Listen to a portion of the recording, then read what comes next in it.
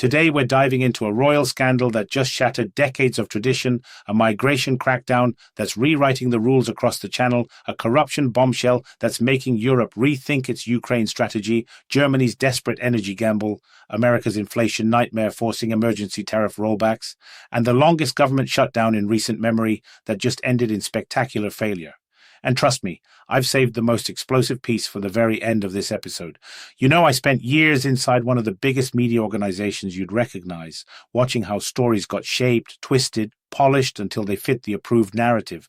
I saw the machinery up close, the quiet pressure to soften edges, to avoid uncomfortable truths, and one day I walked away from it all. Now I'm here, independent, unfiltered, telling you what actually matters without someone whispering in my ear about what's safe to say. And before we go any further, if you value what we're doing here, if you appreciate the hours spent fact-checking, digging through sources, making sure we're not feeding you the usual recycled nonsense that passes for news these days, do me a favor. Hit that like button, subscribe if you haven't already, and honestly, if you can, consider sponsoring this channel. We do the hard work, the unglamorous work of verification, because fake news is everywhere and someone has to hold the line. Your support means everything. And please stick with me until the end, because what I've got waiting for you there is going to blow your mind. So let's start with something that has shaken the British monarchy to its core. King Charles has just done something unprecedented, something that royal watchers thought they'd never see in their lifetimes. He's officially stripped Prince Andrew of his title, of his status as a prince. Gone. Erased. This isn't a temporary embarrassment or a quiet shuffling to the back of royal photos. This is exile, and it's permanent. Why now? Because the shadow of Jeffrey Epstein, that convicted pedophile financier whose connections reached into the highest echelons of power on both sides of the Atlantic, has finally caught up with the royals in a way they can no longer ignore. London's Metropolitan Police uncovered fresh evidence suggesting that Andrew, once considered a pillar of the Windsor family, may have pressured his own security detail to obtain compromising material on Virginia Giuffre, one of the key survivors of an international network of abuse that Epstein orchestrated for decades. Think about that for a moment. A prince of the realm using state resources, potentially manipulating his protection officers, all to silence or discredit a woman who'd already been through unimaginable trauma. The allegations are staggering, and they didn't just come from tabloids or conspiracy theorists. This came from investigators, from people who've been building a case brick by brick. And here's where it gets even more interesting. Prince William, the heir to the throne, reportedly delivered an ultimatum to his father. Either Andrew goes completely or the monarchy's credibility goes with him. Charles, caught between family loyalty and institutional survival, chose survival. Andrew is now banned from all royal engagements, including the legendary Christmas gathering at Sandringham, an event that's been a cornerstone of royal tradition for generations. But what does this really tell us? It tells us the House of Windsor is under siege, not from foreign enemies or revolutionaries, but from its own scandals, its own inability to reckon with the monsters it sheltered. Public trust, already fragile, is crumbling, and international scrutiny isn't going away. The question now isn't whether the monarchy can weather this storm. The question is whether it even deserves to. Now, while the royals are tearing themselves apart, the British government is making moves that are just as dramatic in a completely different arena. The Home Secretary, Yvette Cooper's successor Shabana Mahmood, just unveiled what she's calling the most comprehensive asylum reform in modern history. And the centerpiece, illegal migrants will now have to wait 20 years, 2 full decades, before they can even apply for permanent residency. Compare that to the previous standard of 5 years, and you start to see how radical this shift really is.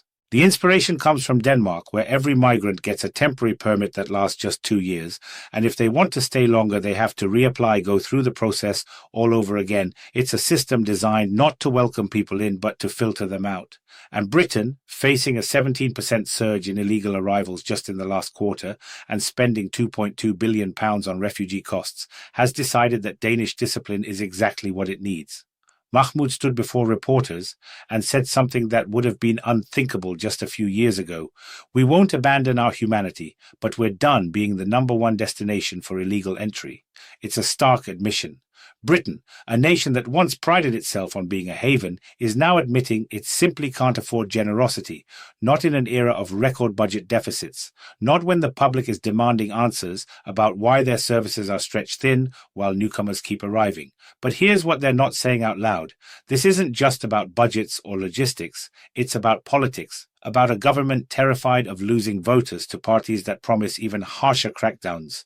It's about optics, about being seen as tough, as decisive, even if the human cost is measured in families separated, in people stuck in limbo for decades. And you have to ask yourself, when did 20 years become an acceptable period to keep someone in uncertainty? When did we collectively decide that deterrence mattered more than dignity? Let me take you across the channel now, because Europe is dealing with its own crisis, and this one has corruption written all over it.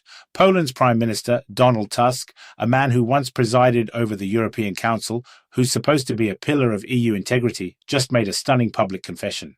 He admitted that Poland is cutting back its support for Ukraine, and the reason is a $100 million corruption scandal tied directly to Volodymyr Zelensky's inner circle in Kyiv. The name at the center of this mess is Timur Mindic, a powerful lawyer and businessman accused of orchestrating kickbacks in exchange for facilitating aid packages. Essentially, if you wanted your slice of international assistance, you had to pay to play, and Mindic was allegedly the gatekeeper. The fallout has been swift and brutal. 2 major Ukrainian ministers have already resigned, and the European Commission has issued a blunt warning. Ukraine risks losing its path to EU membership and could see its next tranche of €2.5 billion frozen unless it radically cleans house. Now, think about the timing here. Europe is exhausted. The war has dragged on. The costs have mounted, €13.8 billion just this year alone, and public support is fraying. People are starting to ask hard questions. Where's the money going? Who's benefiting? And now, with evidence of systemic corruption surfacing, those questions are getting louder, angrier. Tusk's admission isn't just political honesty, it's a signal. Europe is running out of patience. But what does this mean for Ukraine's future?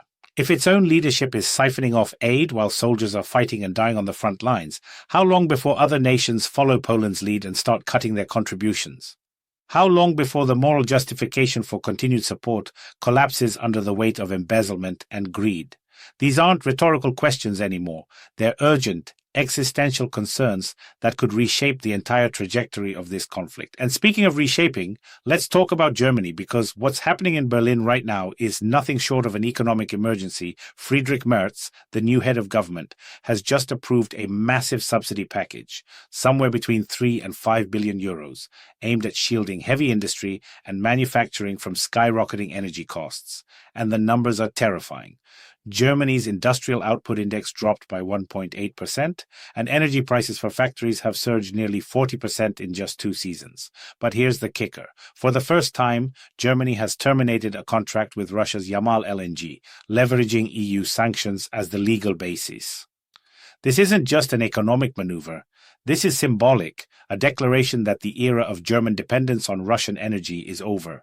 Germany, which was once Gazprom's biggest client, is now leading the charge in severing those ties completely. Think about the implications. For decades, cheap Russian gas was the foundation of Germany's industrial dominance. It powered factories, kept costs low, made German manufacturing the envy of the world. And now, that's gone. The energy that fueled an economic miracle has been replaced by expensive imports and desperate subsidies. Merz's government is essentially betting billions that it can keep industry afloat long enough to transition to alternative sources. But what if they can't? What if the costs keep rising and the subsidies aren't enough? Germany could be staring down the barrel of deindustrialization, of becoming a shadow of its former economic self. Let me shift gears and take you across the Atlantic, because if you think Europe has problems, America's economic situation is an outright disaster. President Trump just made an emergency move to cancel tariffs on a range of food products, beef, coffee, bananas, avocados, because inflation has spiraled so far out of control that people can't afford basic groceries anymore. And we're not talking about a small uptick here. Inflation has hit 25% compared to 2020 levels, and essential goods have jumped more than 3% in just the last month alone. Bloomberg reports that applications for social assistance have surged 18% in the last 3 months, and stock market indices are in freefall. The administration is floating desperate ideas: 50-year mortgages, direct cash payments to families, anything to stop the bleeding. But here's the brutal truth. These aren't solutions, they're band-aids on a gaping wound. A 50-year mortgage doesn't make housing affordable, it just spreads the misery over half a century. Direct payments might ease the pressure temporarily, but they don't address the underlying dysfunction, the supply chain chaos, the energy costs, the wage stagnation that's been eating away at working families for years. And Trump, who campaigned on economic strength, who promised to make America prosperous again, is now scrambling to undo his own policies because they backfired spectacularly. Tariffs were supposed to protect American industry, but all they did was drive up prices for consumers. And now, facing public fury, he's forced to reverse course, but the damage is done. Trust is shattered, people are hurting, and the economic pain is only getting worse. Which brings me to the government shutdown, the longest in recent memory, 43 days of federal paralysis that just ended in complete and utter failure. Democrats returned to work, having achieved absolutely nothing on their key demand, lowering healthcare costs for over 35 million Americans. Senate Majority Leader Chris Murphy stood up and admitted defeat. We lost the moral high ground, and the cost of this shutdown is billions in unpaid wages. He added that Trump has become even more unpredictable, even more willing to blow things up for political gain. Hundreds of flights were cancelled. Military personnel didn't get their paychecks. Essential services ground to a halt, and public anger reached historic levels. But nothing changed. The healthcare reform that was supposed to be the Democrats' line in the sand, abandoned. The leverage they thought they had, gone. Murphy's words are telling because they reveal the deeper problem. This isn't about policy anymore. It's about chaos, about a political system so dysfunctional that it can shut down for over a month and accomplish nothing except inflicting pain on ordinary people. So where does that leave us? Today has been a chronicle of upheaval, of institutions cracking under pressure, of leaders making desperate moves because the old playbook doesn't work anymore. Prince Andrew's exile signals the end of royal impunity. Britain's asylum reforms show a nation closing its doors. Poland's corruption scandal reveals the rot inside Ukraine's leadership. Germany's subsidies are a gamble on an uncertain energy future. Trump's tariff reversals expose economic desperation, and the shutdown debacle proves that American governance is broken. These aren't isolated incidents. They're symptoms of a larger unraveling, of systems that were built for a different era and are now collapsing under the weight of modern crises. And the question we all need to be asking is simple.